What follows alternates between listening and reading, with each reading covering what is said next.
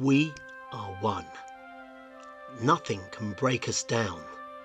When we are on top form, we're rocket fire.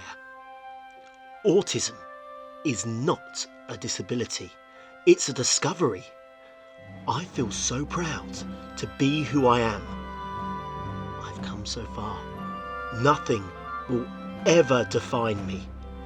I am unstoppable until the very end. What is autism? Good question.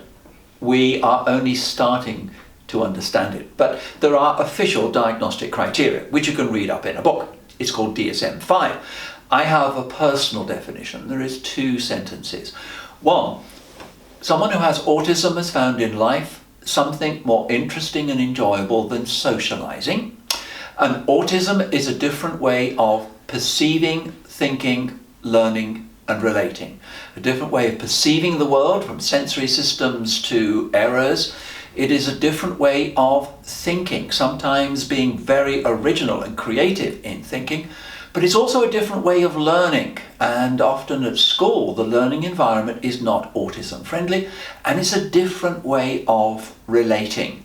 And I use the term different, not defective. For me, autism is a learning difficulty in trying to make relationships with humans and trying to understand them. So for me, I sort of tend to relate more to music and films rather than actual people. So yeah, in a nutshell, autism is basically a struggle with creating relationships with people. Right, what is autism? For a start, to define autism, I wouldn't use the diagnostic criteria. They are based on people's observations and based on a negative approach. My own definition of autism, and it's just from myself, my own life, and people I've worked with over the last 30 odd years, is we think differently. We like to see the pattern behind things. Not easily swayed by anything that can't be factually evidenced. In terms of what it is, it's rather than a sort of linear or static condition that runs in a line. The way I look at autism is a 3-dimensional condition. In other words, it's a condition made up of different conditions. So every person who's diagnosed with autism has their own unique stacking or fruit salad. Now, diagnostic criteria are aspects of social emotional reciprocity, reading non-verbal communication, making friends.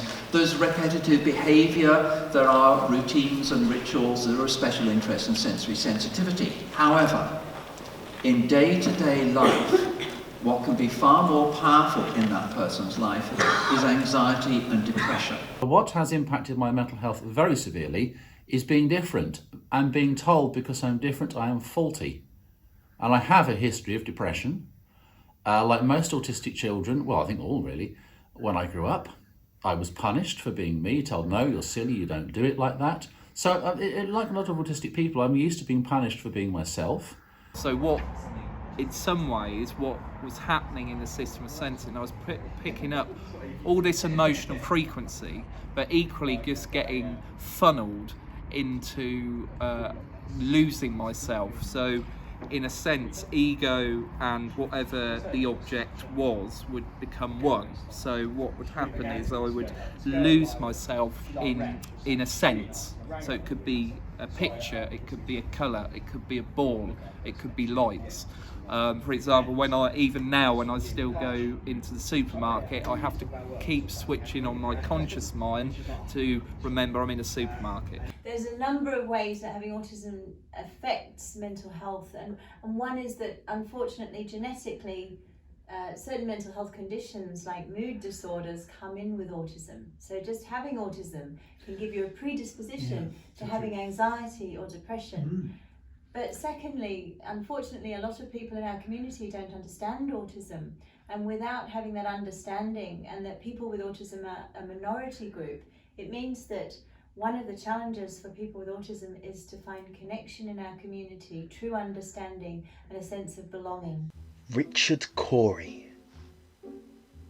Whenever Richard Corey went downtown, we people on the pavement looked at him. He was a gentleman from soul to crown, clean-favoured and imperially slim. And he was always quietly arrayed, and he was always human when he talked. But still, he fluttered pulses when he said, "Good morning," and he glittered when he walked. And he was rich, yes, richer than a king, and admirably schooled in every grace. In fine, we thought that he was everything, to make us wish that we were in his place. So on we worked, and waited for the light, and went without the meat, and cursed the bread. And Richard Cory, one calm summer night, went home and put a bullet through his head. Autism is a superpower, it's amazing, it brings challenges and it brings strengths. And that's unlike almost every other disability that we have in the book. So it's a good one to have. So if you have it, great, that's really, really brilliant. There are challenges, and that's why we're here today talking about mental health. The research is quite clear that if you have autism plus, that is autism plus intellectual impairment or plus language disorder or plus mental health issues, it's going to be harder. So when I got diagnosed with infantile depression in '96, they were still going down the route of attachment disorder rather than autism, which is fair enough. It's about biases. We all have biases. It's a frame of reference. So I don't hold any malice for the people that bullied me or traumatized me, because they probably needed more help than I did. I suppose, well, I tend to try and use the sort of stuff like mindfulness at the moment, and that's been really good. It's sort of keeping me be able to stay in work for as long as I have been. So I suppose mindfulness is pretty good, because sometimes I can get really worked up, but it also makes you accept that you're going to be thinking of things and they are just thoughts. They're nothing that's going to affect you further. They're just what's going on inside your head, basically. So sometimes some of the teenagers, they become a recluse in their bedroom. And mum says, come on, no. Why do you want me to go to school? I'm bullied and teased, I'm not successful academically. And if you're not successful at sport and academics and social, and you're bullied and teased, why go to school? And so the person retreats because life is toxic. Why do we want self-awareness tools? Because we can't self-regulate. In other words, we can't manage our difficult emotions if we're not aware of when they come up. If they are just there and we're not aware that they're there, we are acting from that base as if that's who we are. And this happens a lot in autism.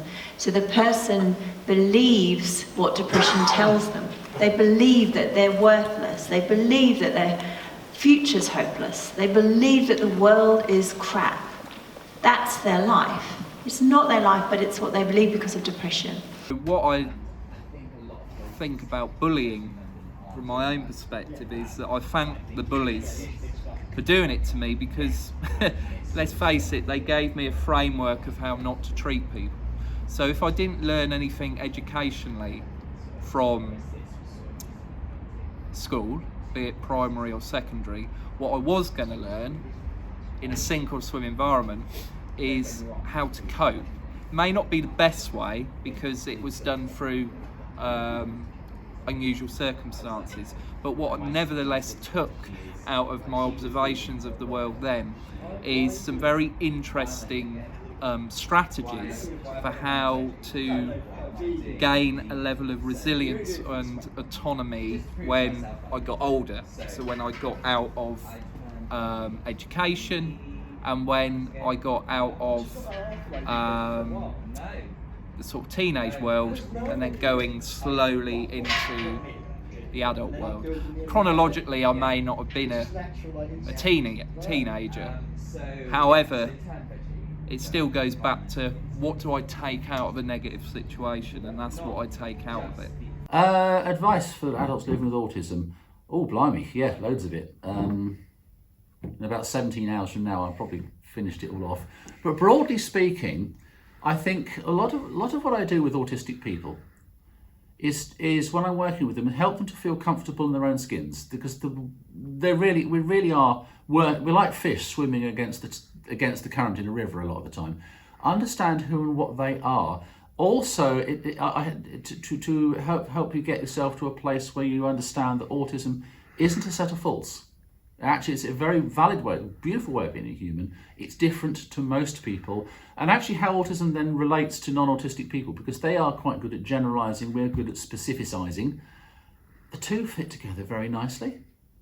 And to help them understand, I think, getting comfortable with who and what they are, and learn from autistic sources what autism's about. There are a lot of good autistic authors in there. I mean, one book I recommend to a lot of people is Claire Sainsbury's Martian in the Playground. There's a ton of really good insight in that book, very readable. So I try to help them get to a point where they feel comfortable in their own skin. That's years worth of work.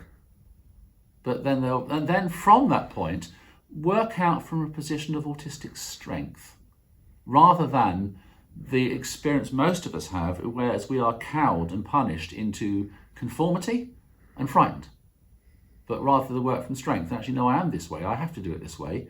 And then if I'm respected, I can then respect you and actually get on with non-autistic culture really quite nicely. Just find the support that works for you, really, if you are on the spectrum, I guess. I mean, I use support groups and I go to sort of like meetups as well, to sort of just keep me not stuck at home all the time. So I suppose, so try and break from your comfort zone, so to speak, to just try and get yourself out there.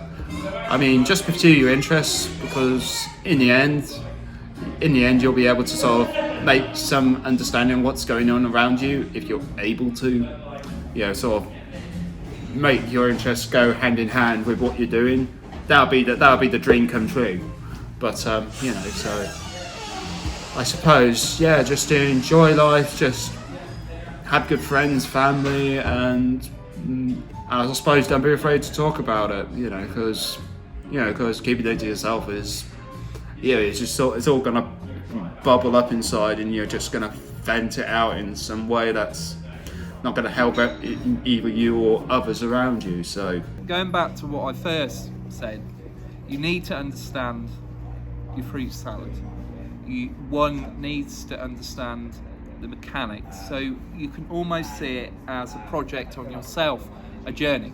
Something you mentioned to me while we were walking around here, a journey of exploration. So, for example, I personalise it. These tints here that I walk around with, they look like sunglasses, and all they're doing is helping me glue the visual world together. So the colour in its basic explanation is frequencies of light. So when I put these glasses on, everything, my visual world, is glued together. So remember what I said about the straw off the camel's back. This could be a strategy for someone. A strategy as simple as tinted lenses, that are what they're doing is they're opening up my visual world.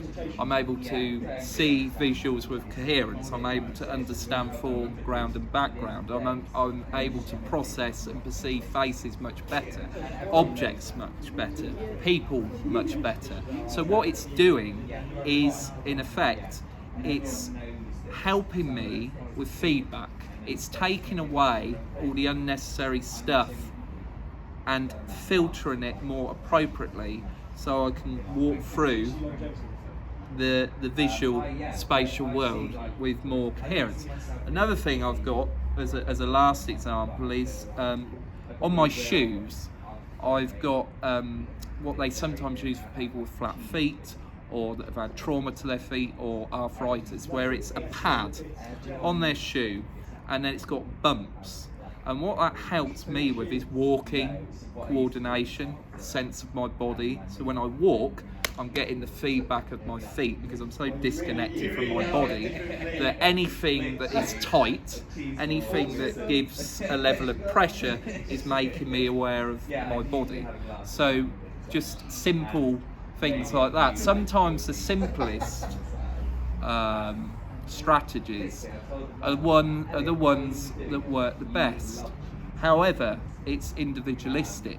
So for some people, they may have more complex issues than me, and people do, because everyone's an individual. So strategies may be different. For example, someone with alexithymia doesn't know how they're feeling and cannot interpret bodily signals or emotional states, so self-emotional states. They may need help with mentalising their emotions and mentalising their inner world.